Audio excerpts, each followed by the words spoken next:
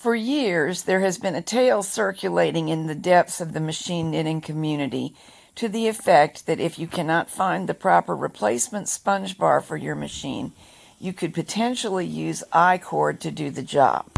So at long last, I've had the opportunity and the need to test it out, and I'd like to show you what I found. The test has been entirely on my Artisan D70 machine, a mid-gauge machine which has manual patterning only. It can tuck, slip, short row, etc., but you have to hand select the needles. The cord is doing a nice job of firmly holding the needles down, but not as perfect a job of keeping them in the forward position once you've selected that position. The cord that I'm actually knitting with was made with a robust number 4 yarn, knitted not on this machine, but rather on the bulky brother machine, the 260. 7 stitches at stitch size 7 turned out to make the correct cord. When I say robust number 4, I mean the high end of number 4, and it was not a very soft yarn.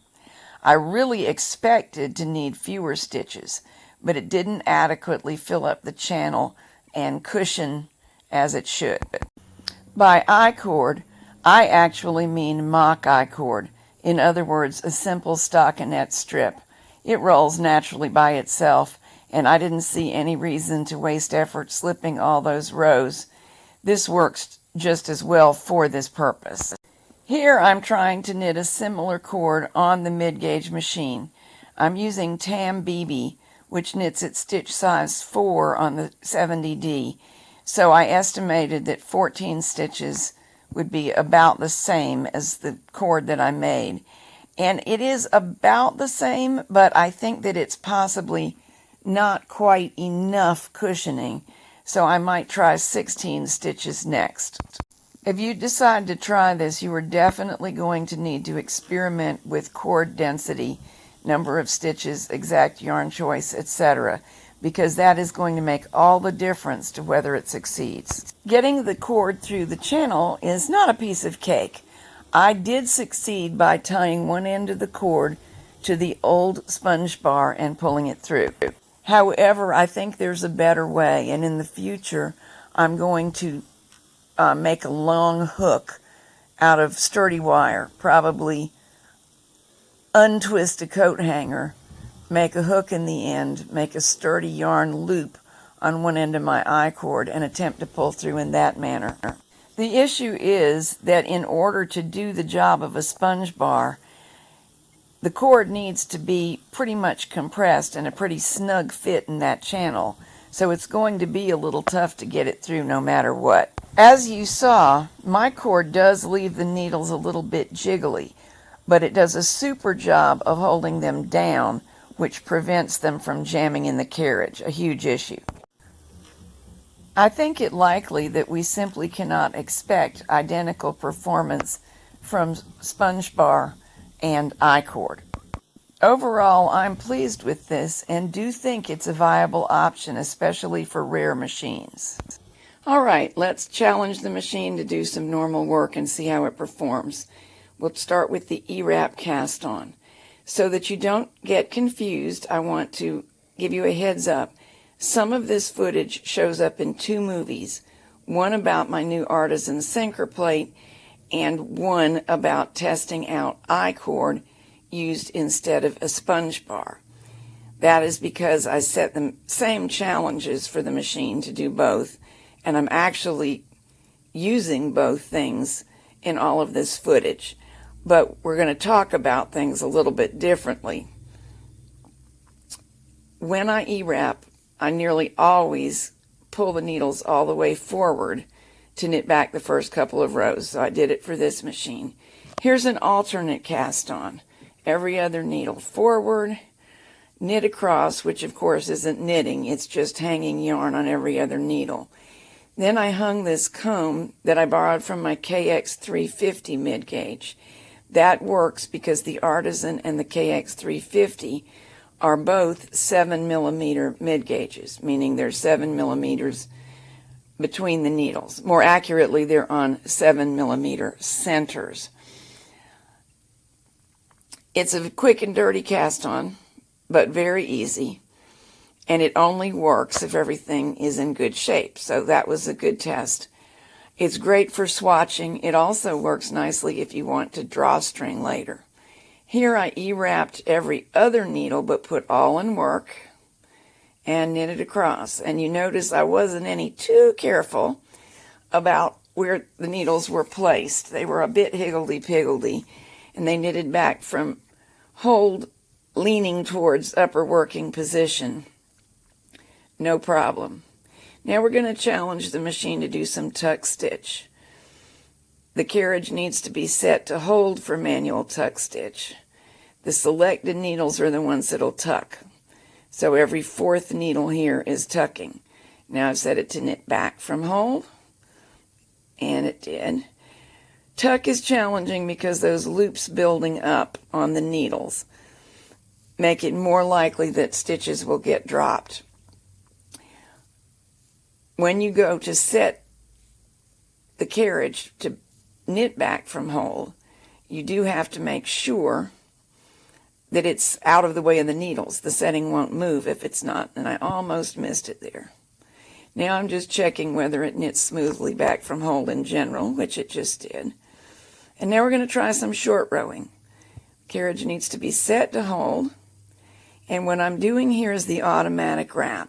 One goes in to hold across from the carriage, plus one next to the already held needle on the near side that just knitted. I go into the automatic wrap a little bit more thoroughly in some other videos. But short rowing is another real challenge for a carriage, because in the center where the knitting is getting longer, it's also getting looser on the needles. And it's now time to hang a weight to put an end to any shenanigans.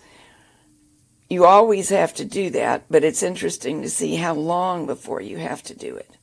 So we short rowed in, getting shorter and shorter rows. Now we are short rowing out, adding needles back to work by putting them in upper working position, and the carriage picks them up if it's working right. And joy of joys, this one is working right. The short rowing successfully is a very good sign. We're almost back out to all the needles in work, and the bugaboos of short rowing have not occurred. Those would be drop stitches or carriage jams. There we go. Now I'm going to try the chain stitch cast on. The trick of this cast on on every machine all the time, not just this time, is to get even chain stitches around every needle shank. They must not be too tight, because if they are, the carriage will have trouble knitting through them to make the first row. But too loose is bad too. It would be sloppy and could potentially cause jams. Threading the same yarn into the carriage after hanging the last loop on the needle. Again, I'm not being too careful with needle position, but it worked great. And as usual, I give the carriage a little help by pulling the needles forward to knit back from hold. The reason that helps is because you've done half the work. You pushed the needles through the stitches once. It only has to draw them back. And it's doing nicely. Now let's just do some knitting. It's going very smoothly, no problems at all. By the way, this is 10 BB yarn at stitch size 4. And here is the chain stitched cast on. It still rolls and everything, but it's nice and neat. Here's the other swatch we did with the short rows and the tuck stitch. Came out quite nice. I'm very pleased with the performance of this machine in all respects. So to summarize my experiences, basically excellent. I have knitted several projects using this I-cord, including 2 adult-size long sweaters.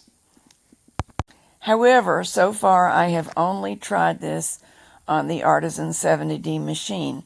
Now, you're probably aware that most knitting machines do about the same work, so in theory it will work for all, but I haven't tried.